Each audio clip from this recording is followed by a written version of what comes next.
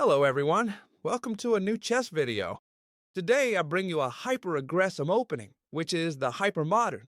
I uploaded this video to the channel right before it got hacked. Therefore, most of you didn't get a chance to see it. But since it's one of the best videos I've ever uploaded, I'm bringing it back here for you to enjoy. Now then, welcome to the hypermodern opening. An opening that seems a bit defensive, but at the same time is the most aggressive of all. It'll help you surprise your opponent, and it'll also make you win many games. Look at what a strange move to start with. B3.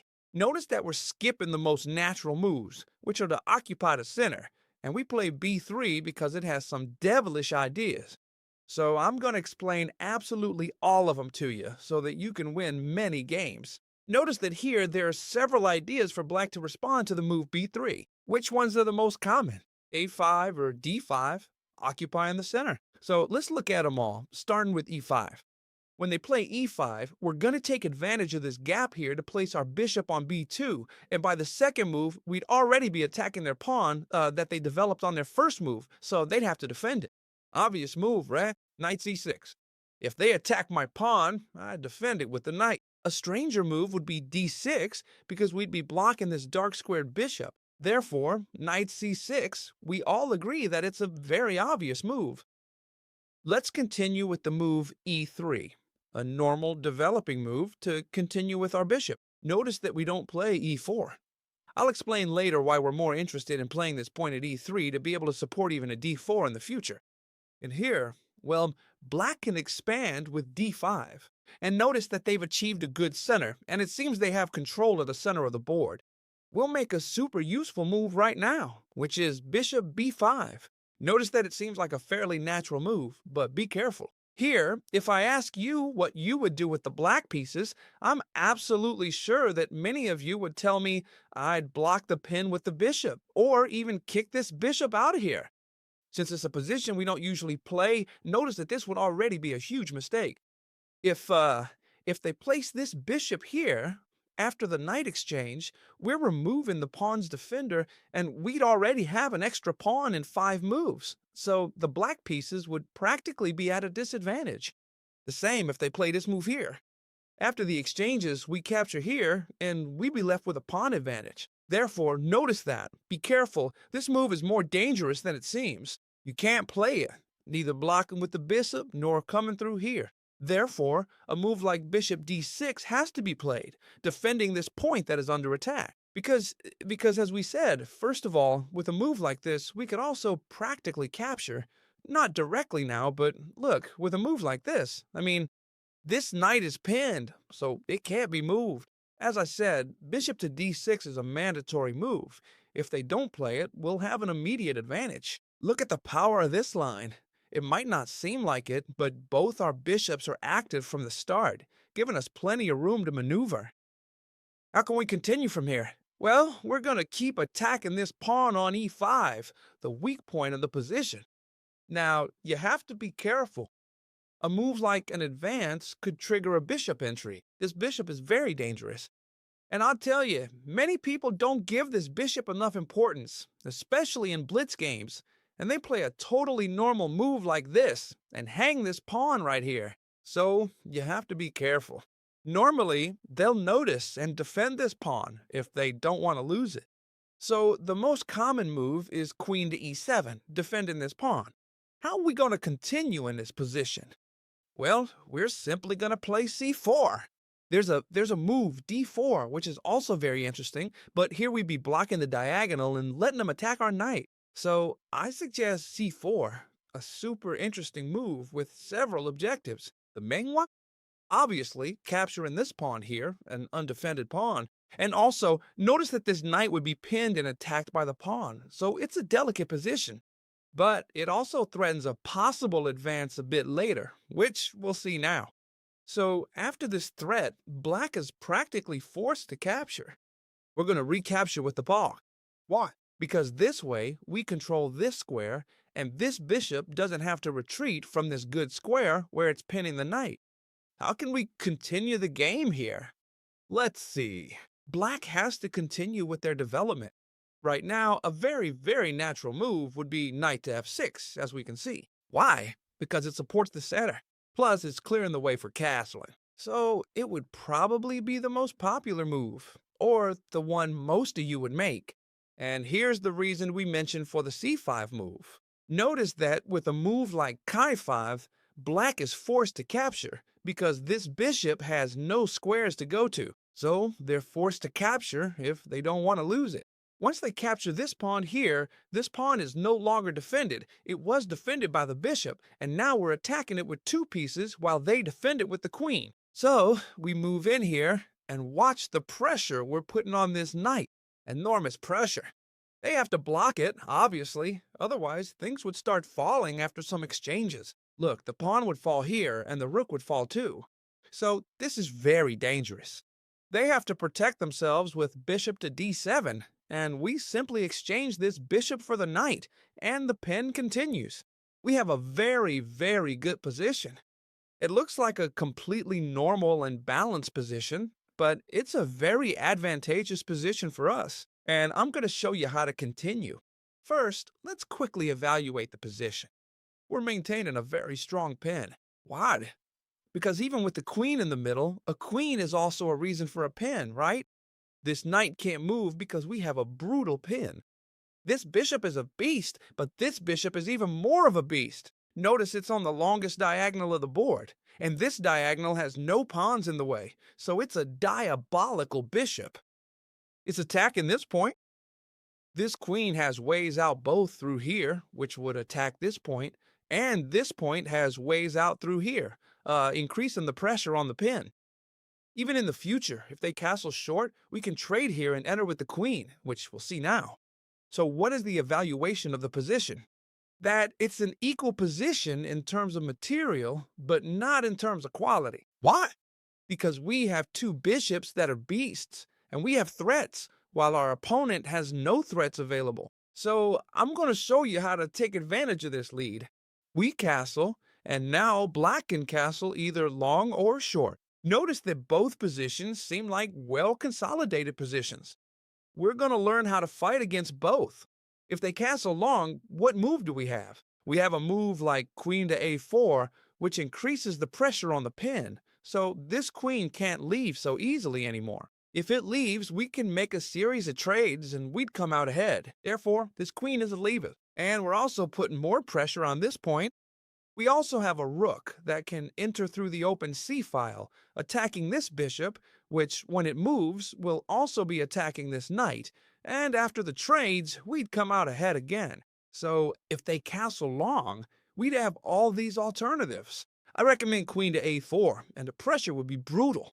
Then, if they castle short, how could we continue with the attack?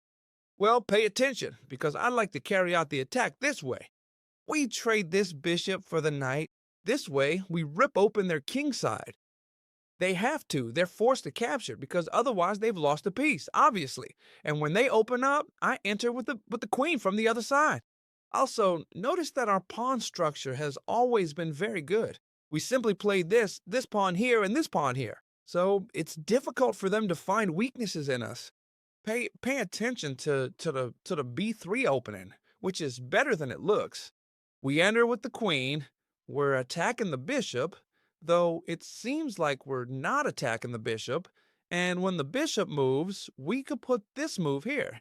For what? Well, notice that we're threatening a possible knight pin, but if they try to stop us, well, whatever happens, it doesn't matter. Whatever they do, we go bishop to d3, and the threat is totally unstoppable. There's no way to stop the checkmate on the next move. The only way would be to give away the queen, and then we'd deliver checkmate on the next move. Well, this first explanation is surely already convincing you that this move is quite interesting. I'm going to show you another line that you should know. Pay attention to this video, because it's going to be super thorough. You'll come out of this video being a pro with this line. Plus, I'll show you later how to play it with the black pieces. So if you want more content like this, subscribe to the channel and give it a like, because I'm working really hard on this video. Let's keep seeing how the line works. After b3, we were analyzing the move e5. If you remember correctly, after the move e5, we had to play bishop e2. Why? because this way, right from the start, we begin attacking. We attack the e5 point with the bishop, and black has to defend. We've seen that we're not covering the move d6 for now in this video because it's a much worse move, and it traps the bishop. Let's look at the best move that they play in most cases. Otherwise, the video would drag on for 3 hours. I can cover it in future videos. Let's see, the move knight c6. Well, after the move c6, we had also seen how we had to react. Why e3? To maintain a good pawn structure and to, in the future, maybe support a possible d4. Therefore, e3 is an essential move. And after d5, occupying the center, we'd come with the other bishop to pin this knight. Very important. Once the knight is pinned, remember, they have to defend this pawn. Otherwise, we're going to capture it. What happens when they defend this pawn? Well, we keep attacking it. I had mentioned in the first line what happened if they played e5 against us. The truth is that this line it's much more complicated than it seems at first. So let's analyze it quickly, because if they play it against you, you have to know how to act. Notice that this is a lethal move. We're attacking the rook, and in fact, we're going to win it. Therefore, they have to capture this knight if they don't want to lose the rook outright. We capture the rook, and watch out because they're coming in through here. They're attacking our rook as well. This rook has to move aside here and watch out because they have to defend this pawn. Many of you will be thinking, what happens here if they capture this pawn here and also attack our rook? Well, we'd simply capture this pawn, we attack the bishop, and we also attack this knight. Therefore, here black would indeed be totally lost. Therefore, this pawn cannot be captured, if many of you were thinking that. What can be done is to defend this pawn. And watch out, because we have a pawn on the second rank. It's true that we're up in exchange, a rook for a knight, we're up in exchange, but that said, watch out because we have a killer pawn, and things could get complicated for us. Now, they really are threatening to come through here. So, be careful. We have to play with precision. First, let's bring out our queen. Look at what an interesting move, attacking this bishop and also attacking this point right here. Therefore, black has to defend this bishop here if they don't want to lose it. Good. Once that's done, watch out because they're still threatening bishop takes pawn. If they threaten bishop takes pawn, the first thing we have to do is trade this knight. Now, someone might make a mistake here and capture with the queen. In that case, we win the bishop and we gain even more material. But if they don't mess up, the right move is to capture with the pawn, obviously. And they keep defending this bishop while damaging the pawn structure. So how do we save this?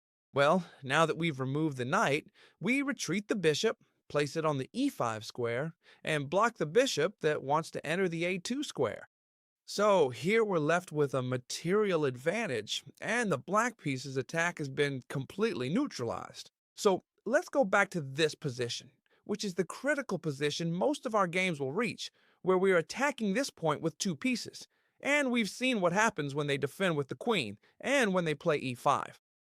Many of you will ask me what happens when they play f6. It looks like a very silent and good move, but in practice it's not that great, as it leaves us with good attacking opportunities. And I'm going to show you how to continue. Pay attention to this continuation. Now then, we're going to play. Whoops, where you going, Con? We're going to play d4. Notice that I told you something earlier. We played e3 because in some cases we could even break with d4. It seems like a very solid idea. Pay attention to one thing. By playing f6, you've weakened all of the white squares. You have to know one thing. Every pawn move creates a weakness.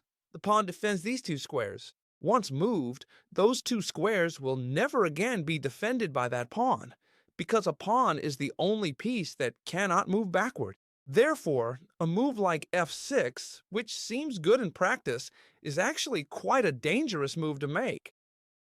We play d4 here, and there are several options for black. It's true, they could capture, but capturing wouldn't be a good idea, because we could even capture with the queen, since we could exploit this pin of the bishop on the knight, and they'd be weakening their weaknesses even further.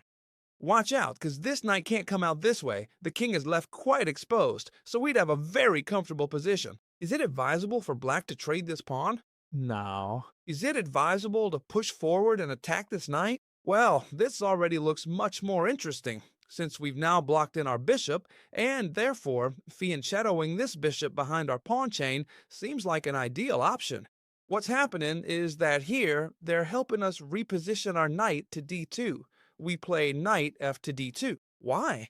Because now we've moved the knight away for a moment, it's true, but it's also helping us provide extra support on the c4 square. It looks like we're putting on a lot of pressure here. With a developing move like knight g to e7 from black, the move c4 could follow on our part, creating some absolutely terrible threats. Here we're threatening to capture on the pin, or even coming in with the knight first. Ah, so Black might say, careful, this threat is getting strong. And they might come here to try to force us to trade this bishop for this knight. This is a huge mistake. We trade here, and it's true that now they have to keep the chain. They have to break the pawn chain to then maintain it, because if they take with a knight, we take here. So they have to take with a pawn. And now they think that if we take here, they'd maintain the pawn chain. But with a move like c5, this bishop is completely trapped. It can't go back and it can't go forward because our pawn chain is locking it in. That's why you have to be very careful about advancing the pawn. If you're not able to make the best moves here, or on the contrary, your opponent always manages to find the solution, you shouldn't worry. Why? Because we have absolutely brutal pressure in the center, a very good position. This knight can come out via c3, putting on a lot of pressure. We can castle. We can even trade this bishop that's trapped in our pawn chain for their bishop on d6, which looks like a tremendously powerful bishop. So we have some pretty clear plans. We can even trade here and castle, and you wouldn't have any problems. You don't need to remember everything. We have a very good position. We've studied in quite some depth what happens when they respond with e5. We've seen that we had many attacking motifs, and I'm sure you liked it a lot.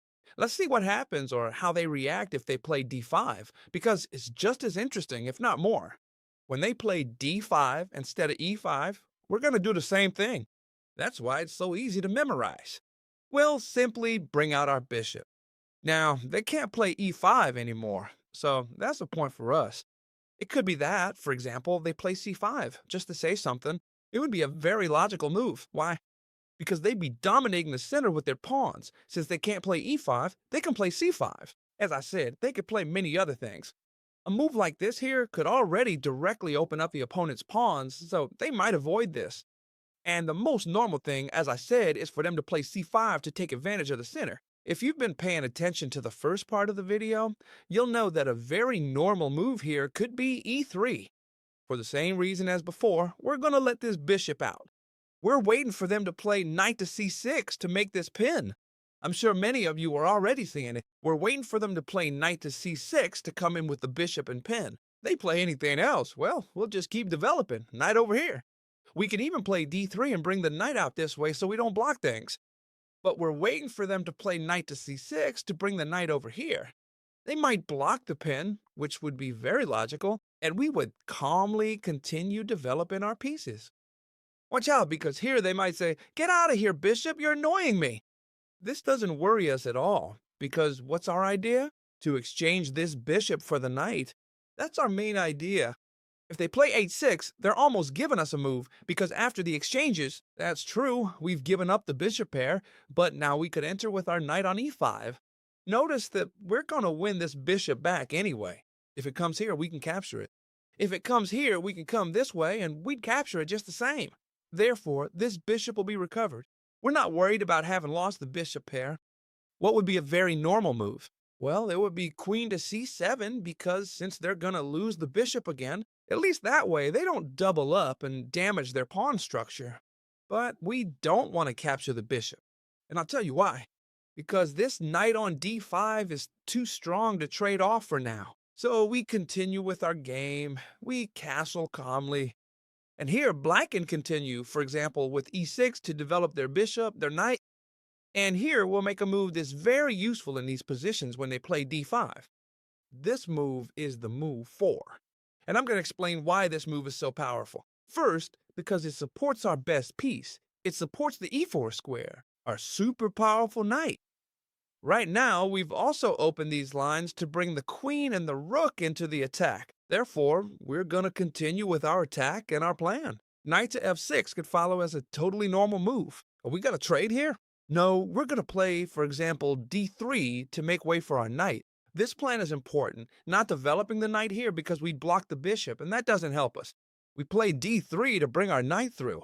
They can keep developing, for example, with bishop to d6, whereas what we can do is knight to d2, as I told you, developing our pieces in a normal and standard way without taking many risks. And watch out, because once our opponent castles here, now we really get to work, and the attack can be devastating. Notice that this queen can enter through here, it can even enter through e1, and enter through g3, or it could even enter through h4. This queen is dangerous. This rook could do the same through here or through here. So watch out, because we'd be in a very, very brutal line. In fact, in this position, we're already completely winning. And I'm going to show you, for example, a line in this position to win quickly with a practically forced line. We take the bishop on c6 with the knight. After the capture, we take now the knight on f6, the only defender of the castled king, and when they take it, we bring the queen into the attack, queen to h5, putting pressure on this point here. And what is our plan? To bring the rook here, and a checkmate would be totally unstoppable. There's only one way to stop this checkmate, and even then the black pieces would be lost. The idea is to bring the king here, because now when we advance the rook, this rook can come through here and it would come to defend. Notice that here it would come to defend. But if they bring the rook here to carry out this plan, they're simply leaving their pawns. We could enter through here, we would come through here again. We're attacking this pawn, we're attacking this other p-pawn. Notice that now we're entering through here. Check. They have to defend this pawn, we take the other one, we have a two-pawn advantage and a totally winning position. And notice one super important thing. We've won material, and our attacking position remains intact. We continue with the pieces on the attack, we can bring the other rook, we can bring the knight. This is our plan. It seems that b3 isn't aggressive, but it's very, very aggressive. Let's see what happens if the black pieces are now played by an expert player. What happens if they play the best moves against us? We have to be prepared against the best. Simply, when they play d5, which seems to be the best move of all, since by playing bishop b2 we aren't attacking any pawn, here black isn't going to play c5. Why? Because they'd be given the option directly to come with the bishop through here and not have the move c6 to cover this point. Therefore, for example, the move knight f6 could follow. This move would be much more normal. Earlier, we said we could make this exchange, but I'll recommend another line. Another much better line. We're going to continue our development with e3. We're going to continue normally, as we always would. And here, the black pieces could play more solidly with the move, for example, e6, without leaving any openings or gaps for us to have fairly easy attacks. We continue with knight f3, a totally natural move. And as we said, here black isn't going to play c5 because they'd be letting us enter with our bishop. Now, if we enter with our bishop, they simply play c6 and they're super shielded. Therefore, here black doesn't want to play this. However, they can play a move like bishop e7, a much more natural move. Bishop e7, a normal and standard development that I also recommend with the black pieces. And here, we're going to change the plan a little bit. We're going to play c4. Now, what we're going to do is undermine this center here. A move a c4, which notice that after the exchanges, we could come with the bishop and we'd be left with a very good position. We're talking about the opponent being an expert. They surely won't try to exchange these pawns.